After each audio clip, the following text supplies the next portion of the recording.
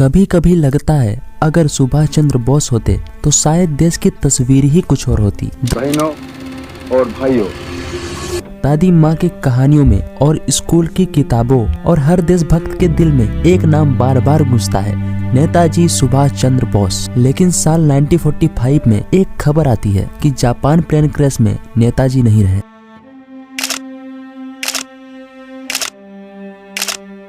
देश सदमे में था, लोगों के दिल को भरोसा ही नहीं हो रहा था। लेकिन इसके बाद जो हुआ वो किसी फिल्म से कम नहीं था। आखिर ऐसा क्या हो गया था? क्या नेताजी जिंदा थे और कहीं और रह रहे थे?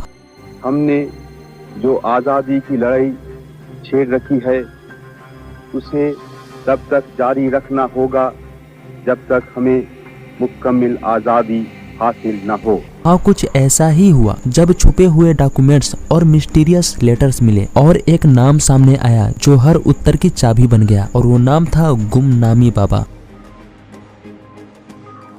कौन था ये बाबा जिसकी शक्ल बॉस की तरह थी? यह सवाल हर भारतीय के दिल में कायम है। 23 जनवरी 1897 कटक के उड़ीसा के एक बंगाली परिवार में एक बालक का जन्म होता है जो इतिहास की किताबों से निकलकर हर देशभक्त के दिल में बस गया। नाम था उनका सुभाष चंद्र बोस। पढ़ाई में तेज और उनके सोच में गहराई। वो छोटे थे तो उनके पिता उन्हें एक बड़ा वकील बनाना चाहते थे, लेकिन हमारे सुभाष चंद्र बोस का मन कहीं और ही था। वो देश को गुलामी की बेड़ियों में तड़पता हुआ नहीं देखना चाहते थे, लेकिन फिर भी इसके बावजूद उन्होंने इंडियन सिविल सर्विस पास किया, लेकिन नौकरी नहीं की। नौकरी से मना कर दिया और उन्होंने कहा, मैं उस सरकार की सेवा नहीं करूंगा जो मेरे देश को गुलाम बनाती है। जब उन्हें इंडिया में रेवोल्यूशन दिखना बंद हो गई तो निकल पड़े विदेश की ओर और वहां फिर बनी आजाद हिंद फौज, जिसका नारा हर भारतीय के दिल में जुनून ला देता है। तुम मुझे खून दो, मैं तुम्हें आजादी दूंगा। और ये जो नारा था उस वक्त जो सैनिक उनके साथ थे उन सभी सैनिकों के दिल में बहुत बड़ी देशभक्ति जगा दिया। लेकिन इसके बाद जो हुआ वो किसी ने सोचा नहीं था। 1945 में खबर आती है कि प्लेन क्रैश में बॉस की डेथ हो गई। लेकिन क्या सच में वो इस प्लेन क्रैश में खत्म हो गए या फिर ये असली कहानी की शुरुआत थी? 1945 के प्लेन क्रैश के बाद देश रोया, लेकिन दिलों ने कभी भरोसा नहीं किया, क्योंकि नेताजी जैसे वीर इंसान की मौत इतनी आसानी से कैसे हो सकती थी। These cultural relations have been interrupted because of the British domination of India.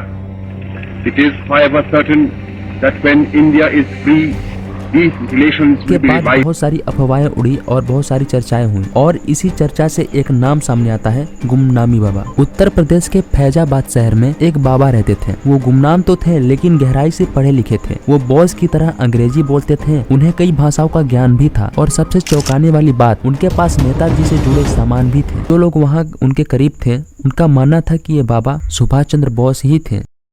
ये कौन थे बाबा जी? आपको ये है कि अब देखा किसी ने नहीं, उनको वो सामने नहीं आते थे। सेविका वही नहीं, पर सुने थे अब तब लोगों में बात होती थी कि ये सुभाष चंद्र बोस है। बैठते थे ना, वो लड़के साथ में हम लोग पढ़ते थे जो है। हाँ। और पढ़ने के बाद जो है जाते थे तो बाबा की आवाज जो है हम लोग के घर तक सुनाई पड़ता था जोर से। हाँ, कभी नाराज हो जाते थे। अच्छा। साल 1985 में फिर बाबा का निधन हुआ। जांच के लिए इंटेलिजेंस ब्यूरो को बुलाया गया। इंटेलिजेंस ब्यूरो ने जांच की, लेकिन सभी नतीजों को दबा दिया गया। सालों बाद मुखर्जी कमीशन ने रिपोर्ट दी। कोई पक्का सबूत नहीं है कि वो गुमनामी बाबा नेताजी ही थे, लेकिन क्या सच्चाई सिर्फ सबूतों से तय होती है? जिस नेता ने जान की बाजी लगाकर देश को आजादी दिलवाई की कोशिश करूंगा। क्या इसीलिए आप चाहते हैं कि मैं इस्तीफा दे दूं? अगर अब भी तुम पार्टी के अनुशासन में चलने की प्रतिज्ञा करो और अहिंसा का व्रत लो तो कांग्रेस तुम्हारे साथ काम कर सकती है। अहिंसा एक समय में बहुत अच्छा हथियार था, मैं मानता हूं बापू, लेकिन वो समय शांति का था। आज जबकि सारी दुनिया में जंग के नगाड़े बज रहे हैं तब। इसके बाद जांच के लिए अलग अलग कमीशन बैठाई गई और सबके नतीजे अलग थे।